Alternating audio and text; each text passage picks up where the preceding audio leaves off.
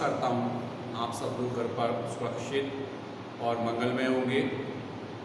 बच्चों, आज आपके लिए लेकर आए हैं माध्यमिक शिक्षा परिषद उत्तर प्रदेश के अंतर्गत कक्षा 12 में जो हिंदी के अंतर्गत संस्कृत खंड है उसके पाठ संस्कृत भाषाएं महत्तम के अंतिम गद्यांश का हिंदी अनुवाद। तो जिन बच्चों ने अभी तक चैनल सब्सक्राइब नहीं किया है वह आज ही अभी चैनल सब्सक्राइब कर लें और बेल आइकन वाले जो नोटिफिकेशन पॉइंट है उसको प्रेस कर दें, जिससे कि आने वाली वीडियो की नोटिफिकेशन आपको मिलती रहे। तो शुरू करते हैं। मैं सबसे पहले आपको ब्लैक बोर्ड पे अंकित जो संकेतांक हैं वो बता दूं, उसके बाद जो गद्यांश है उसका मैं पठन कार्य कराऊंगा और हिंदी अनुवाद हाथों हाथ बता के चलूँगा।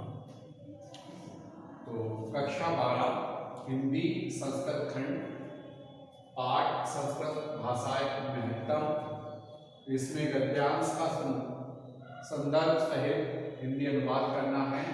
गद्यांश है आपका संस्कृत साहित्यस्य आदि कवि डैश गिर्वाण भारती इति, ये आपका वो गद्यांश है जिसकी मैं अनुवाद कराऊंगा। आपको अपनी पुस्तक और जो आपकी नोटबुक है उसे आप लेकर बैठिए, जिससे कि आप हाथों हाथ समझते रहें और उसका हिंदी अनुवाद भी लिखते रहें। तो शुरू करते हैं बच्चों। आप लोग अपनी बुक और नोटबुक खोलकर बैठिए, पेन अपना ले लीजिए।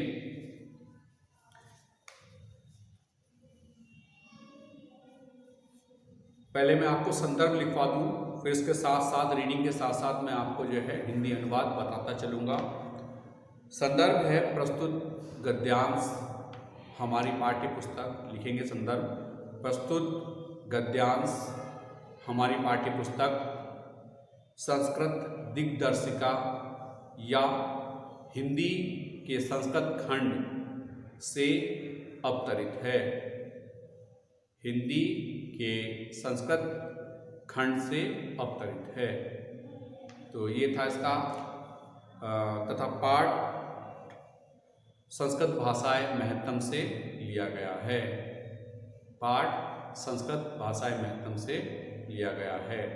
इसे आप ऐसे भी लिख सकते हैं कि उपरोक्त गद्यांश पाठ संस्कृत भाषाएं महत्तम से लिया गया है। तो शुरू करते हैं बच्चों हिंदी अनुवाद। देखिए, संस्कृत साहित्यस्य आदि कवि वाल्मीकि महर्षि व्यास कवि कुलगुरु कालिदास अन्य च भास भारवी भव भूत्यादि महाकाव्य स्वकीरे ग्रंथ रत्ने अध्यापी पाठ का नाम हृदय विराजते। अनुवाद, आज भी संस्कृत साहित्य के आदि कवि वाल्मीकि महर्षि व्यास कवि कुलगुरु कालिदास तथा भास भारवी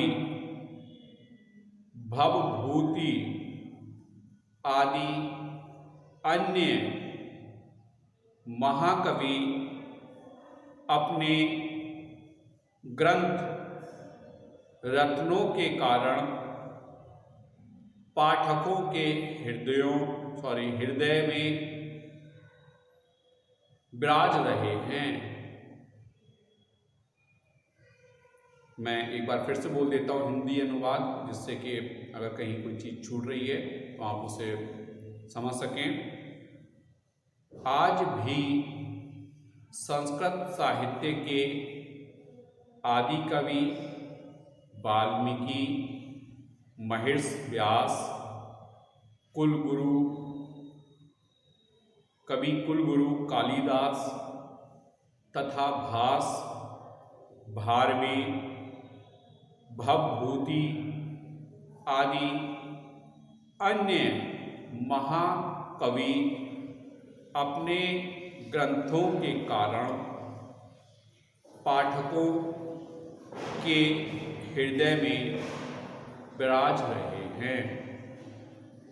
देखिए आगे पढ़ता हूँ बच्चों।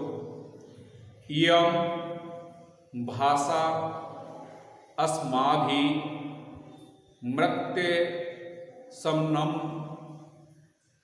सम्मानिया वंदनिया च यतो भारत मातु स्वतंत्रायं गौरवम अखंडतम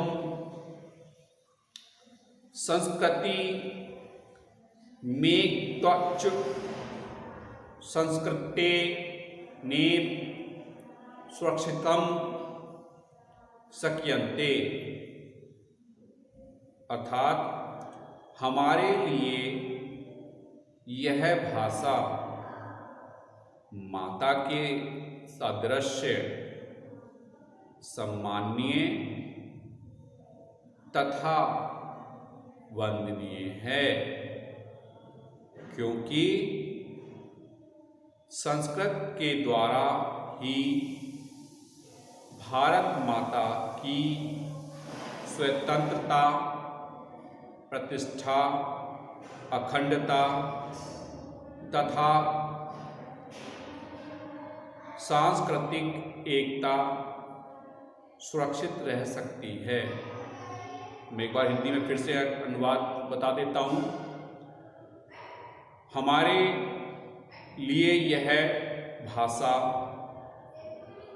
माता के सादृश्य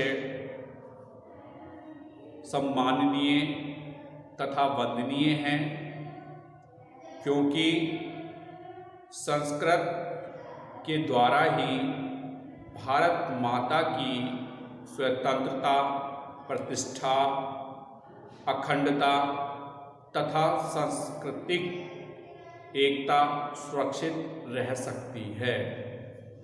चलिए मैं पाठन कराता हूँ आगे। इयं संस्कृत भाषा सर्वासु भाषासु प्राचीनतम श्रेष्ठ सचते।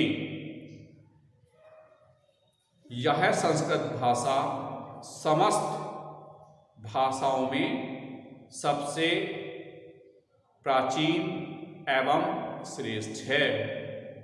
भाषासु मुख्या मधुरा दिव्य गीवाण भारती इति।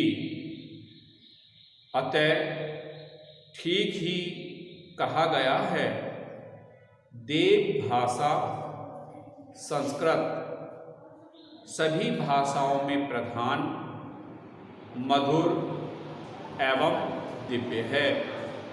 तो बच्चों, ये था आपका संस्कृत भाषाएं महत्तम का तृतीय गद्यांश। पिछले 2 गद्यांश आपको पिछली 2 वीडियो में पढ़ाए जा चुके हैं। आप तीनों ही गद्यांशों की जो संदर्भ सहित हिंदी अनुवाद है अपनी उत्तर पुस्तिका में करें, क्योंकि ये जो नोट्स आप तैयार कर रहे हैं ये बोर्ड परीक्षाओं के लिए बहुत महत्वपूर्ण हैं। प्रस्तुत जो पाठ है संस्कृत भाषाएं महत्तम, ये भी बहुत महत्वपूर्ण है। अतः आप लोग इस कार्य को निश्चित करते रहें। बस आज के लिए इतना ही। मिलते हैं नेक्स्ट वीडियो में। जब तक के लिए हैव अ नाइस डे।